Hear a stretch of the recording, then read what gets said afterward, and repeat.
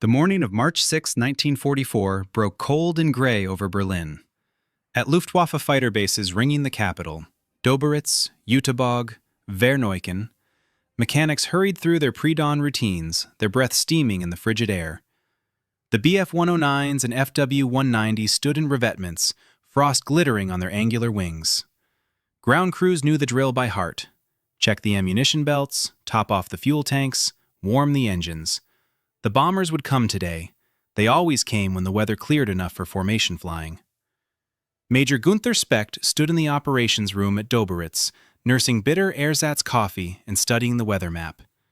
He commanded 3 JG-11, veterans all, men who had learned their trade in the furnace of the Eastern Front and over the Channel. They were good, very good. But lately the work had become a calculus of survival rather than victory.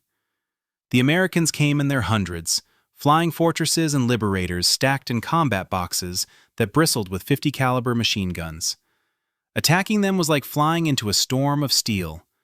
Still, there remained one advantage, one precious certainty that Specht and his men could count on. The American escort fighters could not reach Berlin. The thunderbolts and lightnings that shepherded the bomber streams across France and into western Germany had to turn back somewhere over the approaches to the capital. Their fuel tanks ran dry. The laws of physics were immutable. Beyond a certain point, the bombers flew alone. That was when the Jagdwaffe struck. The telephone rang at 0847 hours. Specht listened, nodded, replaced the receiver. "Alarm start," he said quietly. The operations officer began shouting orders. Pilots grabbed their gear and ran for their aircraft. Within minutes, 23 Messerschmitts were clawing for altitude, their Daimler-Benz engines howling as they climbed toward the bomber stream approaching from the west. At 24,000 feet, Specht spotted them. A river of metal glinting in the thin sunlight, perhaps 200 fortresses arranged in their defensive boxes. And there, as expected, the American fighters, P-47 Thunderbolts, weaving above and beside the bombers. Specht checked his watch and did the mental arithmetic. The Thunderbolts would be at their operational limit now, their fuel gauges dropping into the red. Any minute they would peel away, dipping their wings in reluctant farewell to the men in the bombers, then diving westward for home. Specht led his Staffel in a wide orbit, staying out of range, waiting. The German tactic had become almost routine. Shadow the formation, wait for the escorts to leave, then attack. The Americans knew it was coming. The bomber crews, watching the German fighters pace them like wolves, knew what the departure of their escort meant. Some of them would not make it home. But today, something was different. As the Thunderbolts began their turn westward, as Specht was about to give the order to attack, his wingman's voice crackled urgently over the radio. "Achtung! Fighters at 3 o'clock high!" Specht's head snapped right. There, impossible yet undeniable, was another formation of American fighters. Sleek, unfamiliar silhouettes with long noses and bubble canopies. Perhaps 40 of them. And they were not turning back. They were not heading west. They were continuing east, staying with the bombers, maintaining their weave above the formation. For a moment, Specht could not process what he was seeing.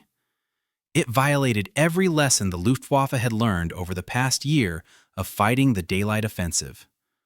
American escort fighters ran out of fuel. That was simply how it was.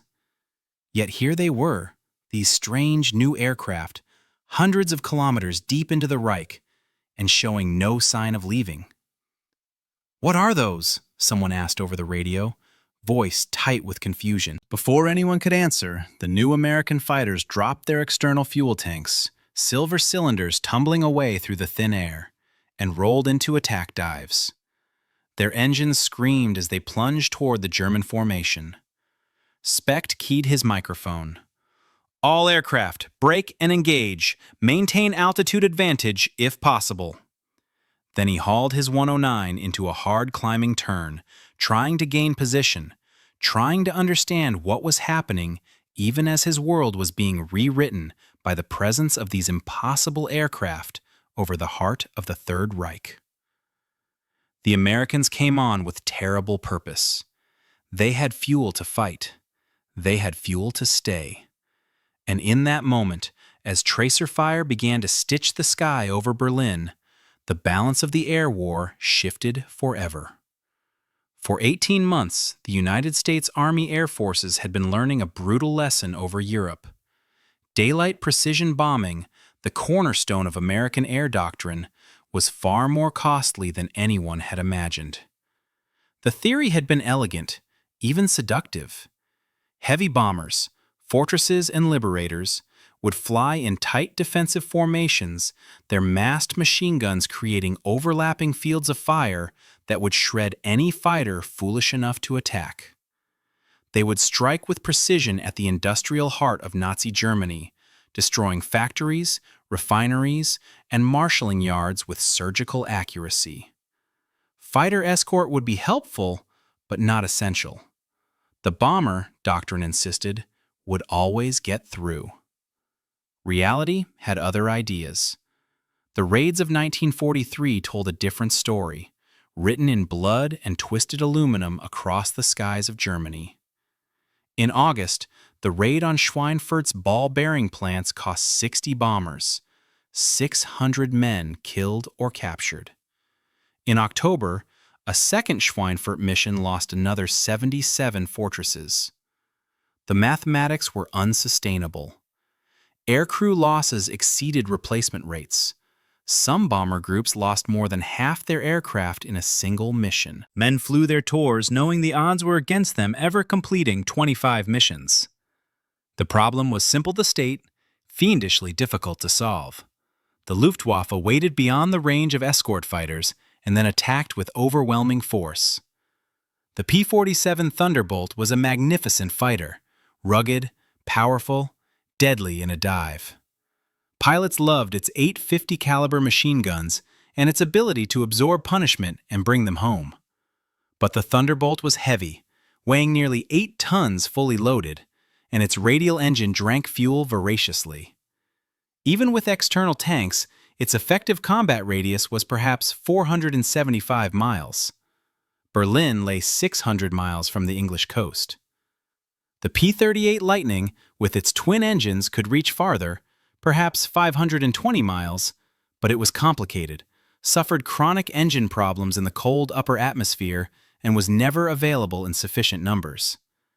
Lieutenant General James Doolittle, who assumed command of the 8th Air Force in January 1944, understood the equation with painful clarity. "We're sending brave men to die because we can't protect them," he told his staff. "We need a fighter that can go all the way to Berlin and back with enough fuel left over to fight. If we don't get one soon, we may have to abandon daylight bombing entirely." The British had already learned this lesson and switched to night operations. Air Chief Marshal Arthur Harris made no secret of his contempt for the American insistence on daylight raids. "You're feeding your boys into a meat grinder," he told an American colleague. "Come over to night bombing before you lose your entire Air Force." But the Americans were committed to precision bombing, to the idea that you could dismantle an enemy's war economy piece by piece if you could hit the right targets. They needed a solution, and they needed it desperately. The answer, improbably, would come from a fighter that had begun its career as a disappointment. The North American P-51 Mustang was born from desperation of a different kind. In April 1940, with Britain fighting for survival and American neutrality still nominally in place, the British Purchasing Commission approached North American Aviation with an urgent request. They needed fighters, lots of them, and they needed them immediately. Could North American build Curtiss P-40 Warhawks under license? James Dutch Kindleberger, North American's president, had a counterproposal. "Give us 120 days, and we'll design you a better fighter from scratch." It was an audacious promise. Fighter design normally took years. Kindleberger was proposing to do it in 4 months. But North American's chief designer, Edgar Schmude, had been thinking about fighter design for a long time. A German émigré who had worked for Fokker and Messerschmitt before immigrating to America, Schmude understood what made a great fighter. He sketched his ideas on a napkin during lunch with Kindleberger, then went back to his drawing board and began translating intuition into blueprints. The result was sleek, purposeful, and revolutionary in subtle ways. Schmood designed the Mustang around a laminar flow airfoil, a wing shape that reduced drag by maintaining smooth airflow over the surface longer than conventional wings. The fuselage was narrow and clean, with the radiator positioned far aft in a brilliantly conceived cooling duct that actually generated thrust from the heated air. Every line of the aircraft was optimized for speed and efficiency. The prototype flew on October 26, 1940, just 178 days after the contract was signed. Test pilots raved about its handling. It was faster than anything flying at low altitude, beautifully balanced, a joy to fly. The British ordered it into production immediately.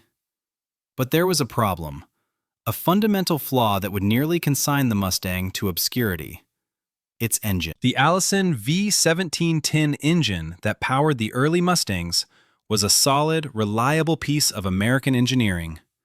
At sea level. Below 15,000 feet, the Mustang was blindingly fast, perhaps the fastest fighter in the world. RAF pilots flying low-level reconnaissance and ground attack missions loved it. But above 15,000 feet, where the air grew thin and the real fighting happened, the Allison strangled. It lacked a sophisticated supercharger, the mechanical device that compressed thin, high-altitude air to maintain engine power. At 20,000 feet, where fortresses flew and Messerschmitts hunted, the Mustang became sluggish, underpowered, outclassed by every German fighter in the sky. The Americans initially showed little interest in the type. The Army Air Forces tested it, noted its high-altitude deficiencies, and relegated it to ground attack and reconnaissance roles. By early 1942, the Mustang seemed destined to be a footnote, an attractive aircraft with superb handling that simply couldn't perform where it mattered most. Then, in April 1942, a RAF test pilot named Ronnie Harker flew a Mustang and had an epiphany. Harker worked for Rolls-Royce, and he immediately recognized that the Mustang's beautiful airframe was being held back by its inadequate engine. He filed a report suggesting an almost heretical idea. What if they took out the Allison and installed a Rolls-Royce Merlin instead? The Merlin was Britain's masterpiece, the liquid-cooled V-12 that powered Spitfires and Hurricanes and had helped win the Battle of Britain. More importantly, it featured a sophisticated two-stage, two-speed supercharger that maintained power at high altitude. The engine was already being built under license in America by Packard Motor Car Company. Harker's proposal was elegant in its simplicity. Take the best American airframe and marry it to the best British engine. The suggestion wound its way through bureaucratic channels while men died over Germany. Finally, in October 1942, Rolls-Royce engineers pulled the Allison from a Mustang and installed the Merlin 61. The transformation was immediate and spectacular. The aircraft that had been mediocre above 15,000 feet suddenly became a predator. At 25,000 feet, it was faster than a Bf-109G by nearly 40 miles per hour. It could outturn a Focke-Wulf 190. Its rate of climb was exceptional, and perhaps most remarkably, it was more efficient than the fighters it was replacing. Major Thomas Hitchcock, the American air attaché in London and a former racing pilot, flew the Merlin-powered Mustang and immediately cabled Washington. "This is the fighter we've been waiting for. It can escort our bombers all the way to Berlin."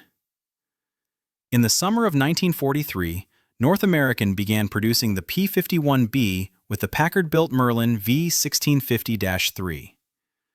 The aircraft was good, very good, but it still faced the fundamental problem that plagued all fighters: fuel capacity versus combat radius.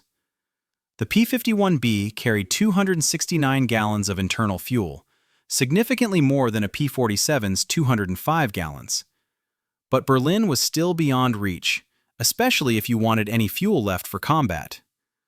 The solution lay not in the fuel capacity alone, but in how that fuel was managed, a detail so crucial that it would determine the outcome of the air war over Europe. Every fighter pilot understood the basic physics of fuel consumption. You burned fuel taking off, climbing to altitude, flying to the target, fighting, and returning home. The limiting factor wasn't just how much fuel you could carry, but how efficiently you could use it and how the weight of that fuel affected your aircraft's performance and stability. External drop tanks had been used since early in the war. Metal or paper composite containers slung under wings or fuselage that could be jettisoned when empty or when entering combat. But these created complications. A fighter loaded with full external tanks was sluggish, less maneuverable, vulnerable. Worse, the location of fuel affected the aircraft's center of gravity. Put too much weight behind the center of gravity, and the aircraft became unstable, difficult, or impossible to control.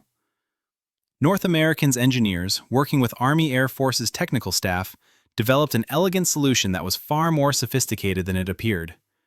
The P-51B was designed from the beginning with an integrated fuel system that treated internal and external tanks as a unified whole.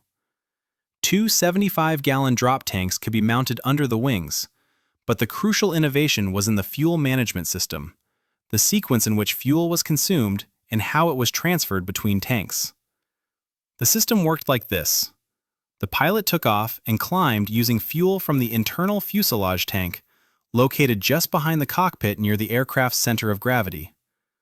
Once at altitude and headed toward enemy territory, he switched to the external drop tanks. The Mustang burned through these first, maintaining the aircraft's stability because the tanks were positioned close to the center of gravity.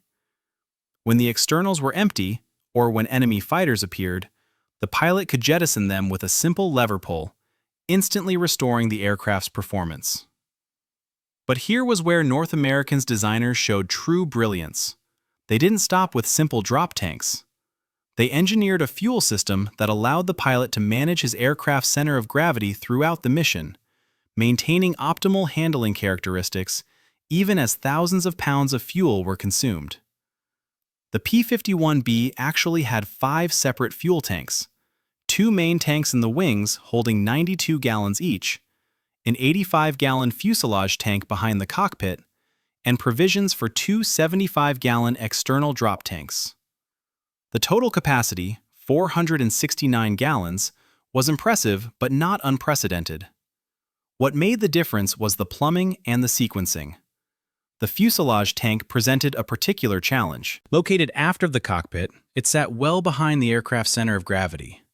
When full, it made the Mustang tail-heavy and difficult to handle, dangerous in combat. But that 85 gallons represented nearly 4 hours of cruise flight, the difference between turning back over Western Germany and reaching Berlin. The engineers couldn't eliminate the tank, so they designed around its limitations. The fuel system allowed pilots to burn fuel from the fuselage tank first during the outbound cruise, when they were unlikely to encounter enemy fighters.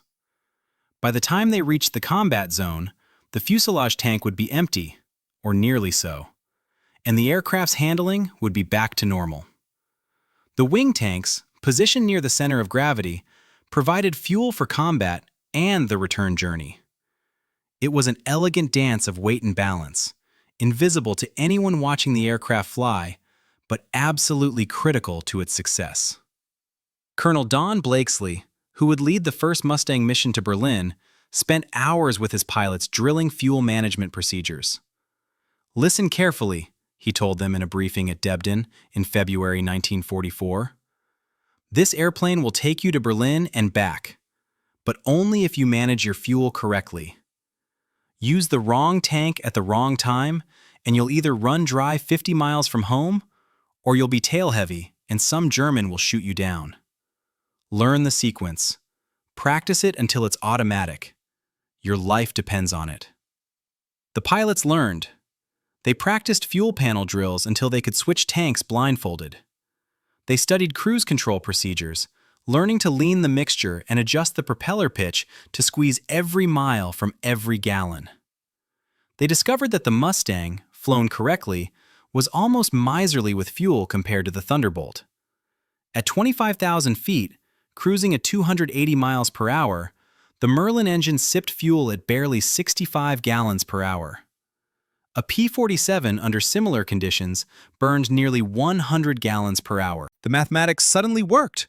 With internal fuel and two 75-gallon drop tanks, a Mustang could fly 850 miles, fight for 20 minutes, and return home with a reserve. Berlin was 600 miles from England. The Mustang could reach it, engage in combat over the target, and still have fuel to hunt German fighters all the way back to the Channel. General Doolittle saw the reports and understood immediately what they meant. "Gentlemen," he told his staff in early 1944, "we're going to Berlin, and we're going to stay there until the Luftwaffe comes up to fight. And when they do, we're going to destroy them." But there was another element to Doolittle's strategy, one that was revolutionary and controversial. Traditional fighter doctrine held that escort fighters should stay close to the bombers, flying tight formations that covered the bomber stream. Doolittle disagreed. He issued new orders. Escort fighters were to be aggressive, to range ahead of the bombers and seek out German fighters before they could form up for attack. More radically, once the bombers were safely away from the target, American fighters were free to sweep down to low altitude and strafe German airfields, destroying aircraft on the ground. "We need to engage the Luftwaffe wherever we find them," Doolittle explained. "In the air, on the ground, at their airfields, in their training schools. We need to destroy their ability to fight, not just protect our bombers mission by mission." This strategy, later called fighter sweeps, was only possible with an aircraft that had the range to reach deep into Germany and the fuel reserves to fight aggressively. The P-51 Mustang made it feasible. The fuel system made it possible. The first large-scale test came on March 4, 1944. The 8th Air Force launched a maximum effort against Berlin, over 500 bombers escorted by fighters for the entire route. Bad weather forced most of the bombers to hit secondary targets, but several groups reached Berlin. More importantly, the fighters reached Berlin. P-51s of the 4th Fighter Group engaged German fighters over the capital for the first time. The Germans were shocked to see American escort fighters so far east. Several Luftwaffe pilots reported their sightings, but ground controllers dismissed them as impossible. 2 days later, on March 6, the weather cleared and the 8th Air Force returned in overwhelming strength. The mission briefing at Debden began at 0430 hours. Colonel Don Blakesley stood before his assembled pilots. Young men, most barely into their 20s, faces tight with anticipation and fatigue. Behind him, a large map of Europe showed the route in red grease pencil. East across the North Sea, landfall at the Dutch coast, across Germany to Berlin, then the return leg. Nearly 1,200 miles round trip. "Gentlemen, we're going to Berlin," Blakesley said simply. The room went silent. "Weather is forecast clear over the target. The bombers will be hitting industrial targets in the city center. We're flying top cover for the lead boxes. Takeoff is 0830. Check your fuel management procedures one more time. Any questions?" Captain Don Gentile, one of the group's top aces, raised his hand. "Colonel, what if we encounter heavy resistance over the target? How much fuel do we have for combat?" Blakesley smiled thinly. "Enough. If you manage it correctly, you'll have 20 to 25 minutes of combat fuel. Maybe 30 if you're careful on the way out. After that, you head for home at best cruise speed. The Krauts will be surprised to see us. Use that surprise." At airfields across eastern England, the same briefings were taking place. The 354th Fighter Group, the 357th, the 363rd, all equipped with new P-51Bs. In total, over 800 bombers would strike Berlin, escorted by nearly 200 Mustangs, along with P-47s and P-38s for the earlier legs. It was the largest strike force ever sent against the German capital. At 0830, engines coughed to life across dozens of airfields. The distinctive sound of Merlin engines, a sharp, purposeful howl, carried across the English countryside. Blakesley's Mustang, Lu 4 painted on its nose, rolled onto the runway. He advanced the throttle, and the fighter accelerated smoothly, the tail coming up, then lifting free from the concrete. Behind him, his squadron formed up in loose combat pairs. The silver fighters climbed through broken clouds, circling over the field until the entire group had assembled. The bomber stream stretched for miles. 3 entire bomb divisions, stacked at different altitudes, heading east in precise formation. From the ground, the contrails looked like a vast highway in the sky, white lines reaching from horizon to horizon. Inside the bombers, crews were tense but determined. They had been to Berlin before, but always they had watched their fighter escort turn back. Today, they had been briefed, would be different. Lieutenant Bob Johnson, flying as co-pilot in a B-17 of the 91st Bomb Group, watched the Mustangs weaving above the formation. "Those boys are still with us," he noted to his pilot as they crossed into Germany. "New fighters, P-51s, supposed to have the legs to go all the way." "I'll believe it when I see it over Berlin," the pilot replied. The formation droned eastward. At the wing stations, gunners scanned the sky for the dark specks that would resolve into German fighters. The routine was familiar, almost mechanical. Watch for fighters, call them out, traverse the guns, lead the target, squeeze the triggers. But always before, at some point, the American escorts would waggle their wings in farewell and turn for home. And then the fear would really begin. In the Mustangs, pilots monitored their fuel gauges and switched tanks according to the briefed sequence. External tanks first, bleeding them dry, then jettison. Fuselage tank next, getting the weight out from behind the center of gravity. Save the wing tanks for combat and the journey home. The discipline was critical. Use the wrong sequence and you might have fuel, but an unflyable aircraft. Or worse, arrive over the target with empty tanks and German fighters rising to meet you. At Luftwaffe headquarters in Berlin, the morning raid was being tracked with increasing concern. The plot table showed the American formation pushing deeper into German airspace.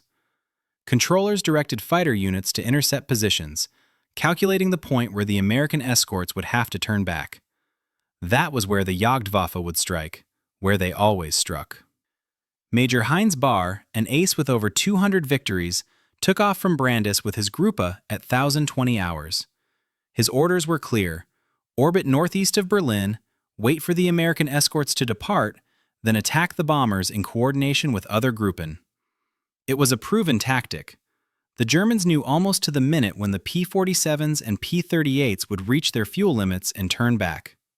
Bahr climbed his FW-190 to 26,000 feet and settled into a wide orbit. Below, Berlin sprawled gray and angular in the weak March sunlight. The bomber stream was visible now, approaching from the west, the contrails brilliant white against the pale sky. And there, flanking the bombers, were the American fighters. Bahr checked his watch. Any moment now the escorts would turn. He called to his pilots. "Stay patient. They can't stay much longer. We hit them as soon as the escort leaves." But the escorts didn't leave. The American fighters continued east, maintaining their weave above and beside the bomber stream. Bahr watched, puzzled at first, then with growing disbelief. They were over Berlin now. The bombers were beginning their run, the lead aircraft's bomb bay doors opening. And still the American fighters remained.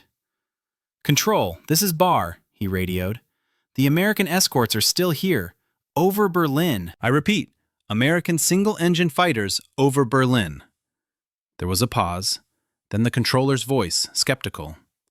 "Confirm your sighting. What type of aircraft?" Bahr looked again. The fighters were lower now, about 24,000 feet, their distinctive silhouettes clearly visible. Long noses, bubble canopies, inline engines. Not P-47s or P-38s, something new. "Unknown type," he reported. "Single engine, inline. Approximately 40 aircraft. They're not turning back." "Understood. Proceed with attack." Bahr led his formation into a diving attack on the bombers, but immediately the new American fighters rolled to intercept. They came fast, faster than P-47s, and they maneuvered with a grace that surprised him. Bahr's wingman called a warning, and he broke hard left as tracers flashed past his canopy. A silver fighter with American stars shot past, pulled into a climb, then came around for another pass. The furball developed quickly, a swirling, three-dimensional melee of aircraft pulling maximum G-forces in desperate attempts to gain position. Bear was a veteran, a master of air combat, but he found himself defensive, trying to shake the American on his tail. The silver fighter stayed with him through every maneuver. Finally, Bear dove away, pushing his 190 to maximum speed, and the American, wisely, did not follow into the lower altitudes where he might waste fuel. But the damage was done. The German attack had been disrupted before it could properly develop. The bombers completed their run, dropped their loads, and turned for home. And the American fighters, impossibly, stayed with them. At other interception points around Berlin, similar scenes played out. German pilots who had grown accustomed to attacking unescorted bombers suddenly found themselves engaged by aggressive, capable fighters that refused to leave. Radio discipline dissolved as shocked reports flooded the command channels. There are American fighters everywhere. They're attacking us over Berlin. What are these new aircraft? They're faster than 109s. Oberlieutenant Johannes Wiese, flying a Bf-109G with JG-77, managed to close on a Mustang that was climbing after a diving attack. He fired a long burst and saw strikes on the fuselage and wing root. But the American fighter simply rolled inverted and dove away, accelerating so rapidly that Wiese couldn't follow. He watched it go, astonished. His 109, considered one of the finest fighters in the world, had just been outrun by an aircraft that had already flown 600 miles from England. Inside the bombers, crews watched the dogfights with a mixture of awe and relief. For the first time over Berlin, they were not alone. The Luftwaffe was there in force. They could see the Messerschmitts and Focke-Wulfs trying to break through, but the American fighters met every attack, breaking up formations before they could reach the bombers. Lieutenant Johnson, in his B-17, saw a Mustang come screaming past vertically, a Focke-Wulf in pursuit. The Mustang pulled into a climb that seemed to defy physics, then rolled and came down on the German's tail in one fluid motion. Flashes from the Mustang's guns, then the Focke-Wulf was trailing smoke, falling away in a spin. "Jesus," Johnson's pilot muttered, "those boys can fight." The bomb run completed, the formation turned west for home. Typically, this was when losses mounted. The damaged stragglers, the aircraft with wounded crew or failed engines, would fall behind and become targets for German fighters. But today the Mustangs stayed, shepherding the formation, pouncing on any German fighter that tried to approach. Captain Don Gentile, flying with the 4th Fighter Group, spotted a Bf-109 making a stern attack on a struggling B-17. He dove, centered the 109 in his gun sight, and fired a 2-second burst. The German fighter came apart, shedding pieces, then tumbled earthward. Gentile didn't watch it fall. He was already scanning for the next target, his fuel gauge showing he still had plenty for the fight. Blakesley, directing his squadron, was coolly professional on the radio. "Blue flight, 3 bandits at 2 o'clock low. Red flight, stay high and cover. Yellow flight, you're clear to engage that singleton at 11 o'clock. The discipline held. The pilots fought as they had been trained, in coordinated pairs, covering each other, managing their energy and their fuel. And gradually, the German attacks slackened. The Luftwaffe pilots, burning their own fuel in hard maneuvering, running low on ammunition, began to disengage. Some had already landed to refuel and rearm. Others simply ran out of options and dove away. By 11:45 hours, the main bomber stream was west of Berlin, heading back toward the relative safety of Western Germany. The Mustang pilots checked their fuel gauges and did quick mental calculations. They had burned through their drop tanks and most of their fuselage fuel during the cruise and the combat. Now they were running on wing tanks, roughly 180 gallons remaining for most aircraft. Plenty to get home if they managed it correctly. But Blakesley had other ideas. "Horseback leader to all flights," he called over the radio, using the group's call sign. "The bombers are clear. We're going hunting." This was Doolittle's new doctrine in action. Don't just escort the bombers home. Use the range and endurance of the Mustang to seek out and destroy the enemy.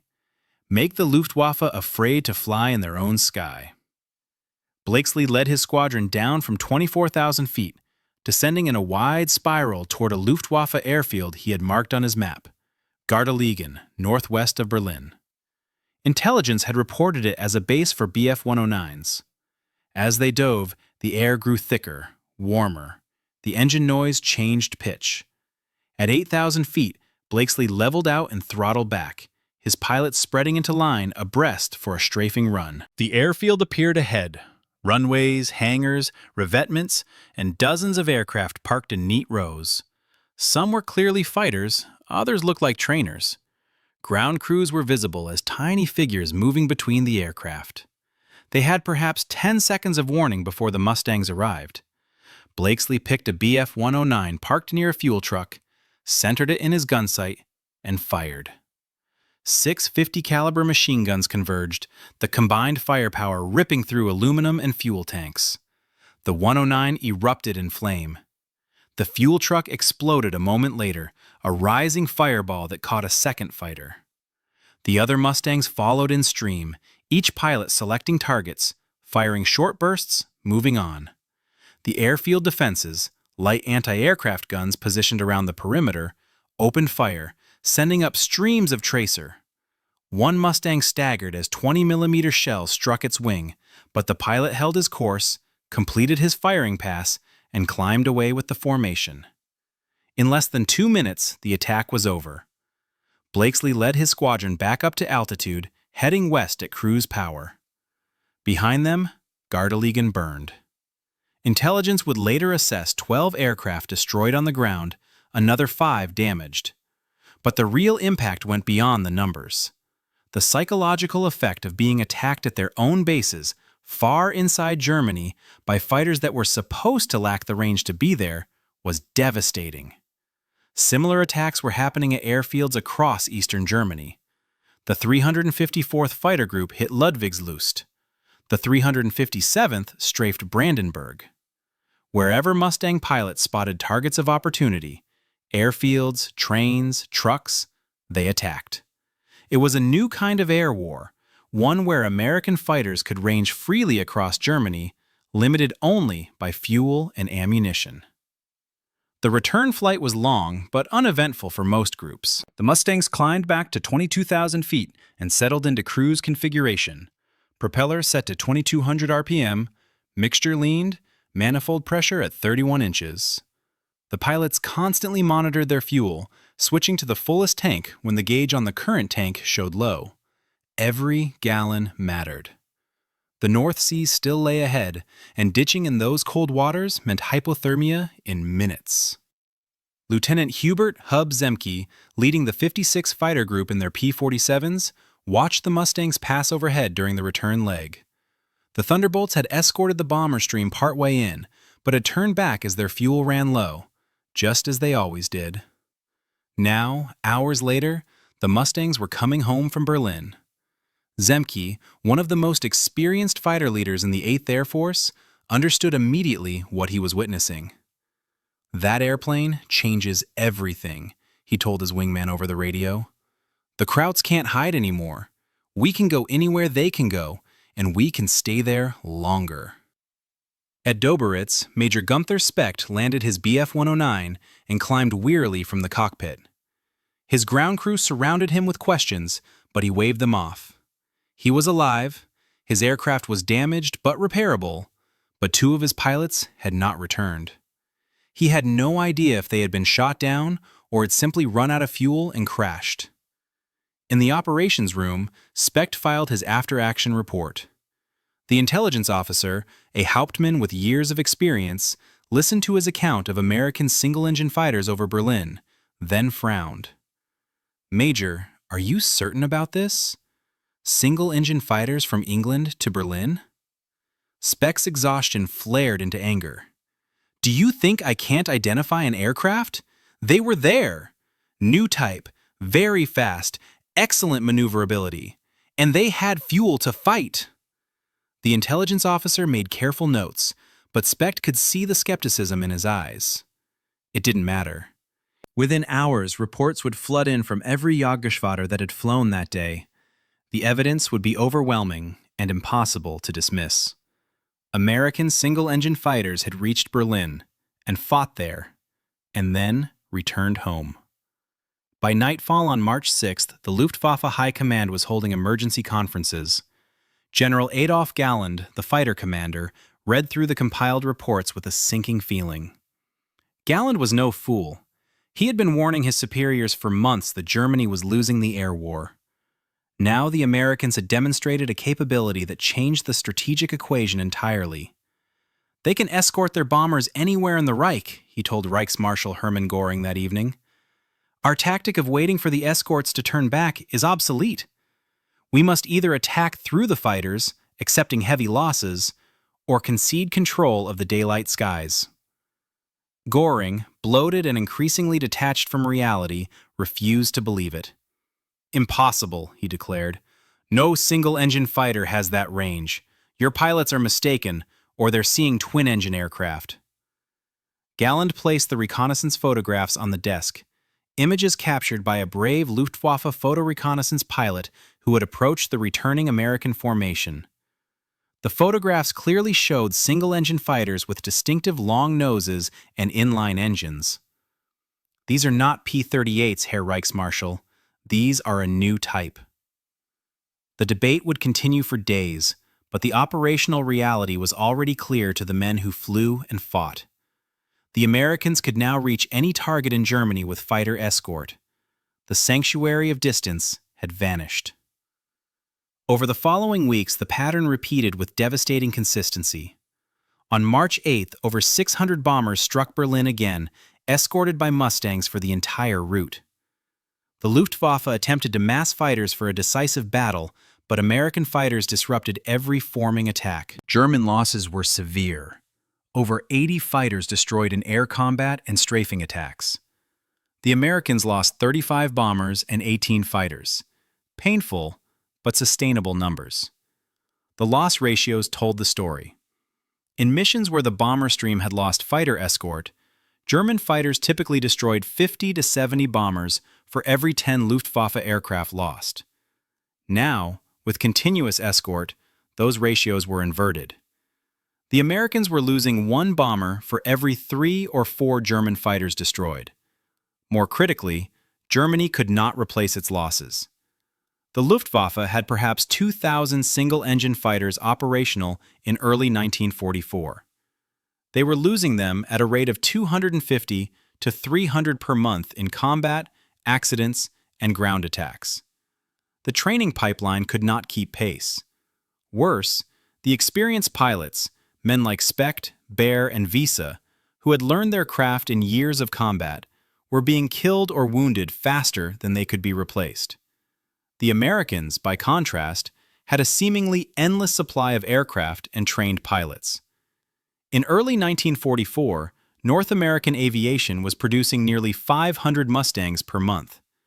Training Command was graduating hundreds of fighter pilots every week. The arithmetic was brutal, but simple. America could afford losses that would bleed Germany white. Colonel Blakesley understood this on a gut level, even if he didn't express it in such cold terms. "We don't have to shoot down every German fighter," he told his pilots. "We just have to make them afraid to come up, make every mission cost them more than they can afford. Eventually, they'll run out of pilots, planes, or will." The strafing campaign intensified. Mustang pilots, with fuel to spare after escorting bombers, systematically attacked Luftwaffe airfields. They caught German fighters on the ground during refueling and rearming. They destroyed trainers at training fields, killing the next generation of pilots before they ever reached combat units. They shot up fuel trucks, ammunition depots, repair facilities. The attacks were not random vandalism, but systematic destruction of the Luftwaffe's infrastructure. Galland, watching his force dissolve, made increasingly desperate appeals for more aircraft, better tactics, any solution that might stem the bleeding. In April 1944, he wrote to Göring, "The American fighter arm has achieved a qualitative and quantitative superiority which we cannot match. They can escort their bombers to any target in the Reich. They can attack our airfields at will. our losses are unsustainable. Unless production and training are vastly expanded, or unless we withdraw from daylight operations entirely, the Jagdwaffe will cease to exist as an effective force by autumn. His warnings were ignored or dismissed. Hitler and Goering clung to fantasies of miracle weapons and wonder jets that would turn the tide. Meanwhile, the men of the Jagdwaffe died in ones and twos, shot down over their own country by fighters that shouldn't have been there. The technical achievement that made this possible, the integrated fuel system of the P-51 Mustang, was never secret. German intelligence eventually obtained detailed specifications of captured aircraft. Luftwaffe engineers studied the fuel system, the drop tanks, the Merlin engine, the laminar flow wing. They understood exactly how the Americans had solved the range problem. But understanding and replicating are different things. By mid-1944, Germany lacked the industrial capacity, the fuel, and the time to develop an answer. The irony was that the solution itself was not revolutionary. Every element, drop tanks, internal fuel management, efficient engines, had existed before. What North Americans' engineers had done was integrate these elements into a coherent system, then optimize every detail. The fuel line routing, the tank switching sequence, the placement of pumps, the design of the drop tank pylons, each was a small decision that collectively made a vast difference.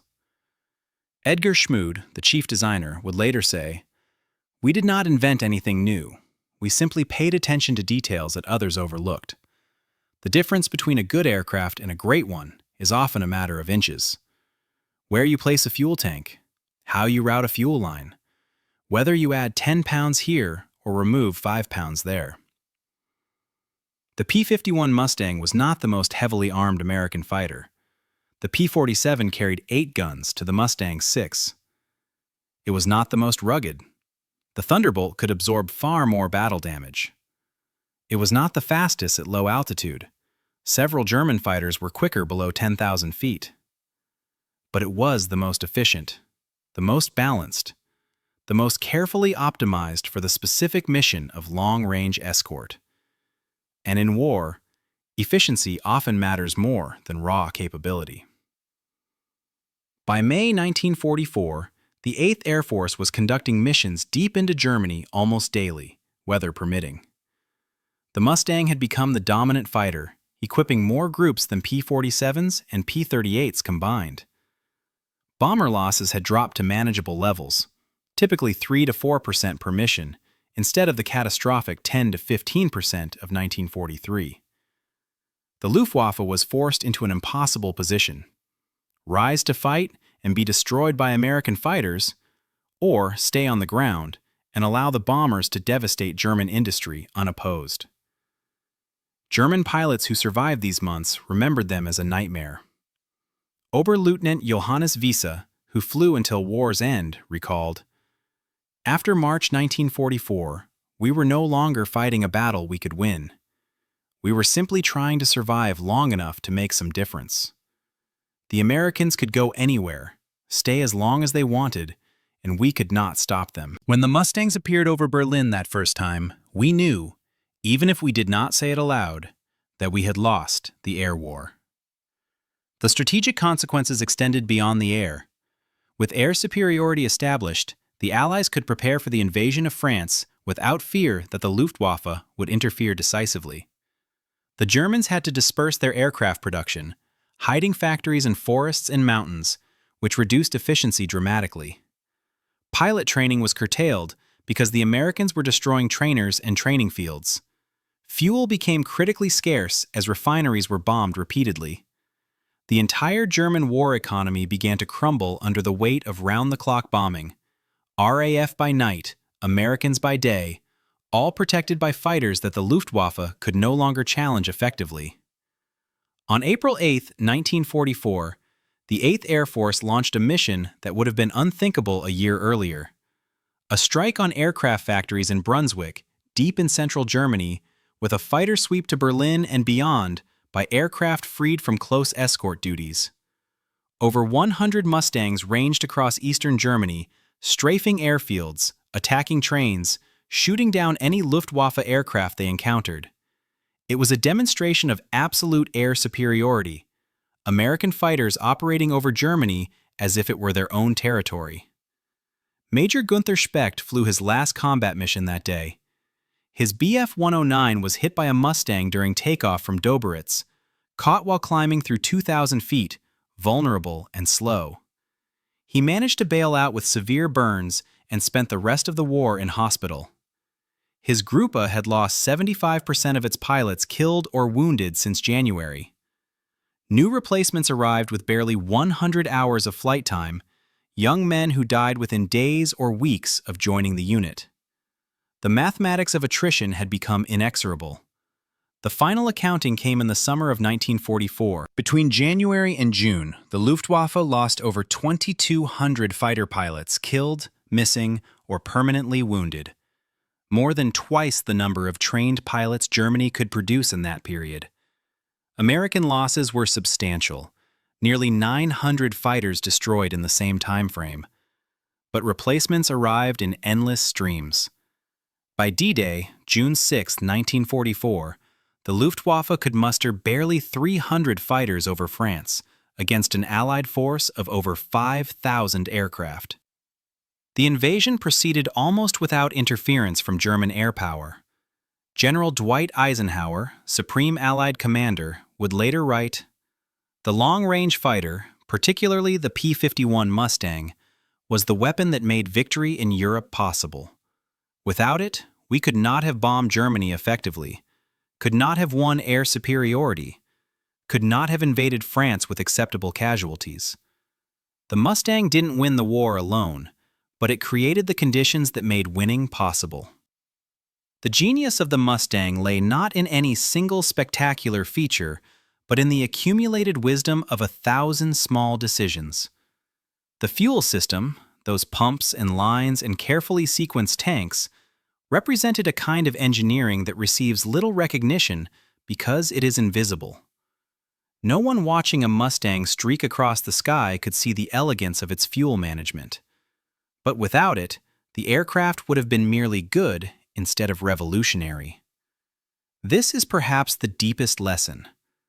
Wars are won not only by grand strategies and heroic sacrifices, but by mundane details executed flawlessly. The engineer who calculated fuel flow rates, the designer who positioned a tank 3 inches forward to improve balance, the mechanic who ensured every connection was leak-free. These anonymous figures shaped history as surely as any general. For the German pilots who faced the Mustangs, the experience was one of watching certainty dissolve. They had believed distance was their ally, that Berlin was beyond American reach, that they would always have sanctuaries where they could regroup and recover. The appearance of those silver fighters over the Reich capital on March 6, 1944, shattered those beliefs in an instant. What followed was a slow collapse, not dramatic, not sudden, but inexorable. The Luftwaffe fought on, often bravely, occasionally brilliantly, but always knowing the outcome was foreordained. The last Mustang escort mission of the European War flew on May 7, 1945, the day before Germany's surrender. By then, the Luftwaffe had effectively ceased to exist.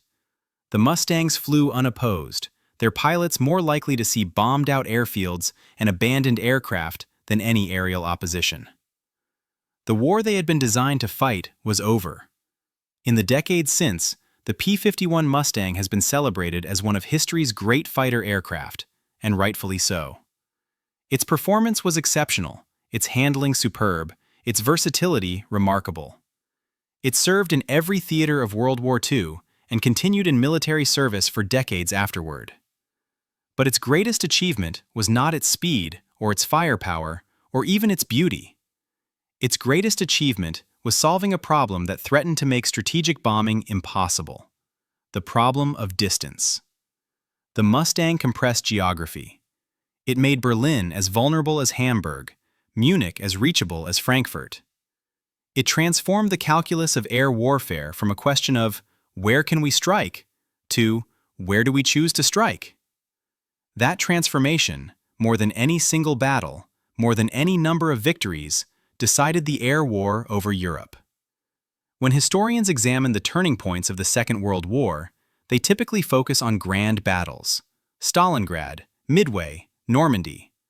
But perhaps they should also consider a cold morning in March 1944, when American fighters appeared over Berlin and German pilots realized that the rules had changed forever. The battle was decided, not by courage or sacrifice, both sides had those in abundance, but by fuel pumps and drop tanks and the careful mathematics of range and endurance. In the end, the air war over Europe was won by men who flew with extraordinary courage into the teeth of enemy fire.